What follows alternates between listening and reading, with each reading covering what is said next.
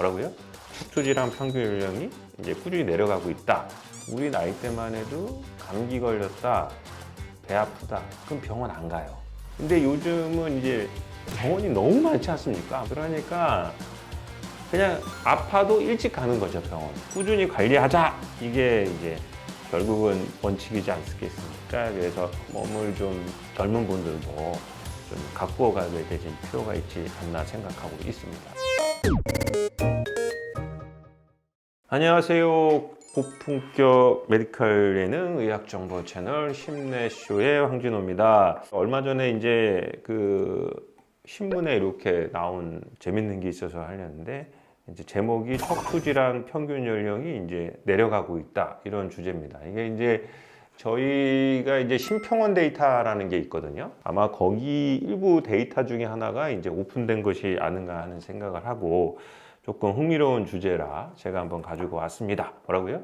척추질환 평균 연령이 이제 꾸준히 내려가고 있다. 첫 번째 내용이 이제 국민 5명 중 1명이 이제 척추질환이다. 두 번째 중요한 내용이 이제 평균 진단 연령이 36.9세로 낮아졌다. 이렇게 얘기를 하고 있습니다. 우리가 논점을 주장하는 데 있어서 이제 바이어스가 들어가는 거거든요.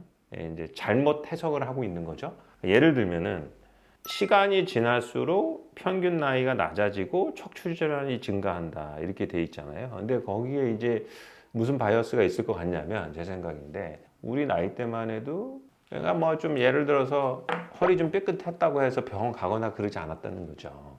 근데 요즘은 이제 병원이 너무 많지 않습니까? 그러니까 그냥 아파도 일찍 가는 거죠, 병원에. 예전에는 안 갔는데 근래 더 많이 간다는 거죠. 예전에 아팠던 사람은 안 가는 거죠. 그런 개념이 있을 수 있다는 거는 꼭 아셔야 될 것 같아요. 그래서 지난해의 경우에 신규 환자 118명의 40%인 47만 명이 20, 30대였다. 이거는 조금 의미 있는 데이터일 수가 있어요. 우리나라가 고령화 시대를 가고 있거든요.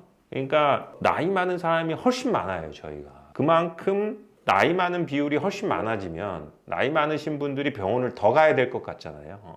그런 것을 감안하더라도 40%나 20, 30대로 내려왔다는 것은 의미 있는 데이터라는 거죠.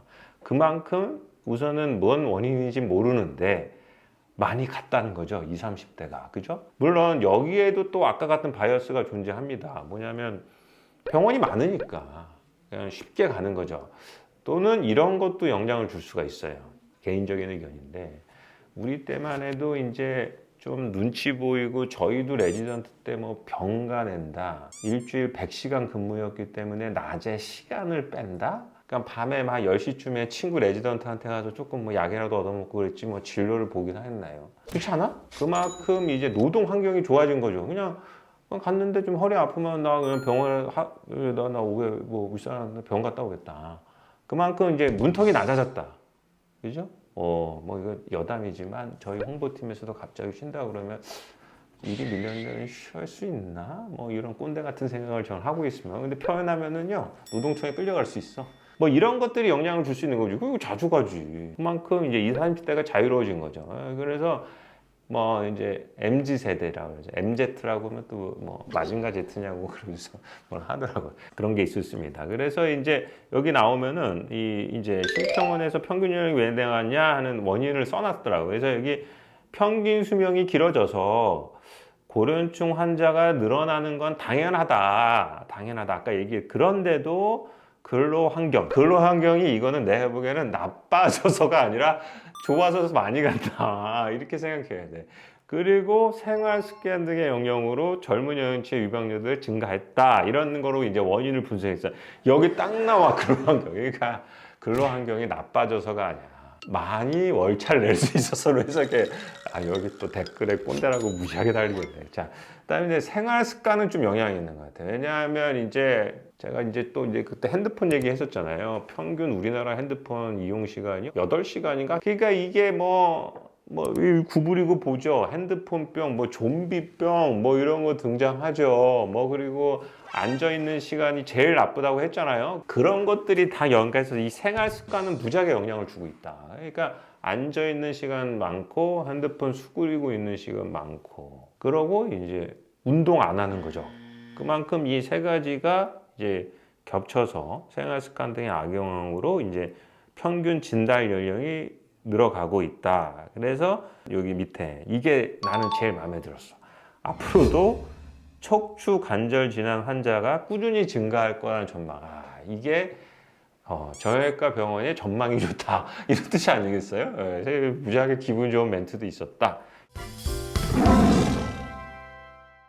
결국은 우리가 이제 핸드폰을 떼고 살 수 없잖아요. 이제 뭐 하는 건 어쩔 수 없지만은 이제 꾸준히 관리하자. 이게 이제 결국은 원칙이지 않겠습니까? 그래서 운동의 기본 원칙 뭐 6가지 정도 항상 하는 말씀인 거는 다 아실 거예요. 과부하의 원칙, 그다음에 점진성의 원칙, 개별성의 원칙, 특이성의 원칙, 반복성의 원칙, 가역성의 원칙. 너무 당연한 얘기 아니겠습니까? 꾸준히 열심히 해라 이런 뜻이잖아요. 그래서 이런 것들을 지속적으로 좀 하면서 몸을 좀 젊은 분들도 좀 갖고 가야 될 필요가 있지 않나 생각하고 있습니다. 그래서 저한테는 기쁜 얘기죠. 그래도 제일 중요한 거는 역시 미리 예방하는 거다. 그래서 젊은 층 여러분들도 핸드폰 좀 멀리 하시고 운동 열심히 많이 해주시기를 부탁드리도록 하겠습니다. 이상 심리쇼의 황준호였습니다. 구독, 좋아요, 알림 설정이 좀 늦어지고 있어요. 꼭 눌러주시고 좀 제가 굉장히 새드합니다. 예, 많이 눌러주시면 감사하겠습니다. 이상 황준호였습니다.